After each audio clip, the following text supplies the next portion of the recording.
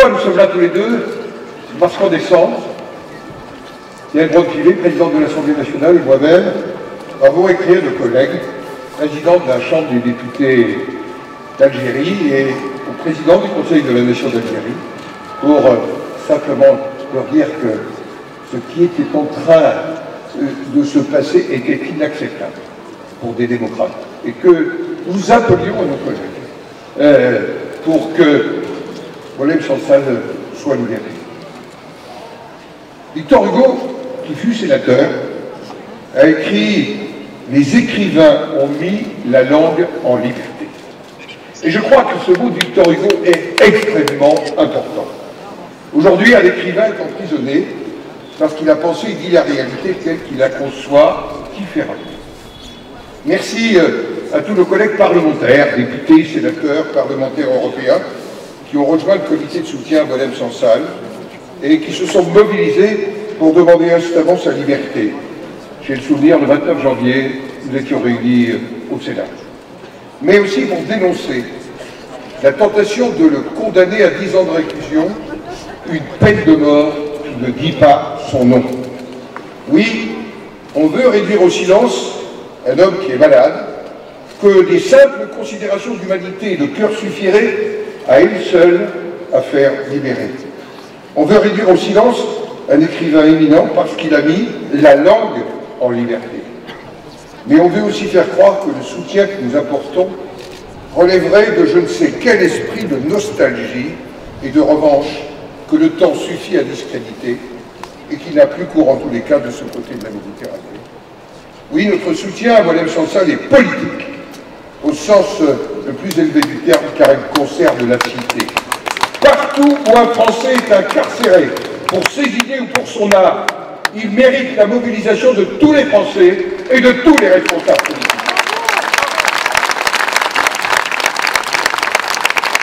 Oui, Boualem Sansal n'a pas à être l'otage de la relation franco-algérienne, dont bien des sujets méritent d'être mis sur la table, sans détour aux faux semblants.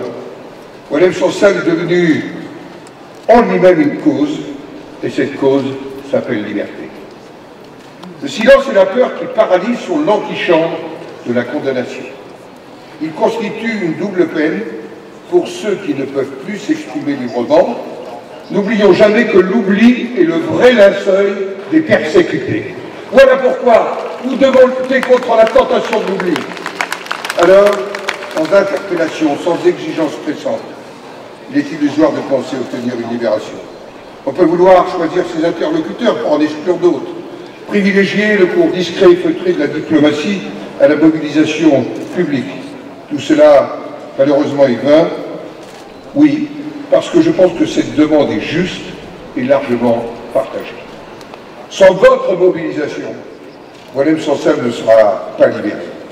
Je crois que ce soir, Monsieur le ministre de l'Intérieur, nous sommes tous la voix de Boualem Sansal. Alors, une seule exigence, un seul cri du cœur que nous devons porter chacun, simples citoyens, élus, avec nos responsabilités, libérer Boualem Sansal.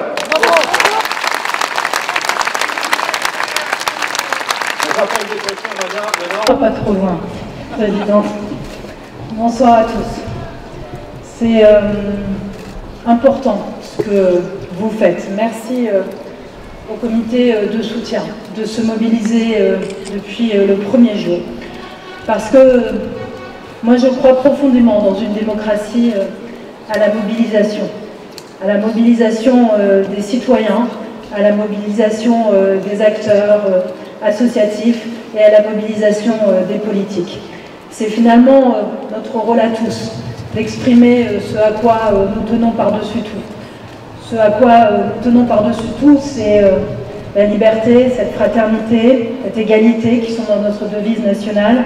C'est l'état de droit qui veut que chacun ait droit à un procès équitable. Et puis, c'est ce que nous avons derrière nous, l'Assemblée nationale.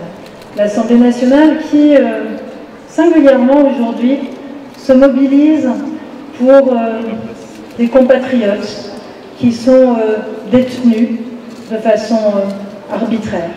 Certains d'entre vous le savent, nous avons pour la première fois de notre histoire apposé aujourd'hui sur les grilles de l'Assemblée nationale les portraits de Cécile Collère et de Jacques Paris qui sont détenus en Iran depuis maintenant plus de 1000 jours.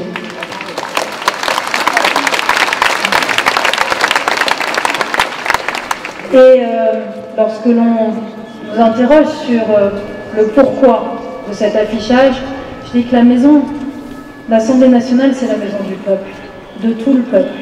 Et l'Assemblée nationale se doit de se mobiliser lorsque un de nos concitoyens a besoin d'elle et lorsqu'il est exclu de fait de cette communauté nationale.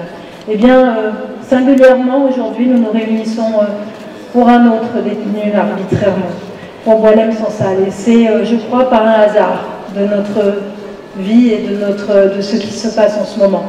Et je crois que cette mobilisation de politique, de façon très transversale et transpartisane, cette mobilisation des citoyens, elle est essentielle. Elle est essentielle pour rappeler au monde ce que nous sommes, quelles sont nos valeurs, ce en quoi nous croyons, et aussi sur le fait que nous n'abandonnerons jamais un des nôtres, quelle que soit la situation, quelles que soient les raisons. Il faut que le monde sache que la France se tient toujours aux côtés de ses enfants, où qu'ils soient dans le monde, qu'ils soient opprimés, détenus arbitrairement. Il faut que le monde sache que nous ne les abandonnerons jamais. Et cela, le monde le sait ce soir, grâce à vous et grâce à cette mobilisation, grâce à la mobilisation de tous. Donc nous ne relâcherons pas nos efforts, et tant que nous n'aurons pas retrouvé Boualem Sansal, nous n'aurons pas de répit. Je vous remercie.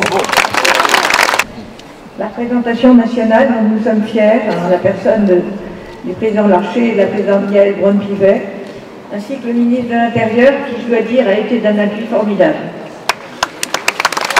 Ils se sont beaucoup dépensés pour la photo de famille. Alors on sait qu'ici, il y a la famille, et je suis vraiment heureuse qu'il y ait eu des représentants de tous les groupes politiques. Et j'ai un nom très difficile à prononcer, de Georges Kusmovitz, qui a tout fait. Entendez-vous dans nos campagnes mugir ces féroces soldats qui viennent jusque dans nos bras, déranger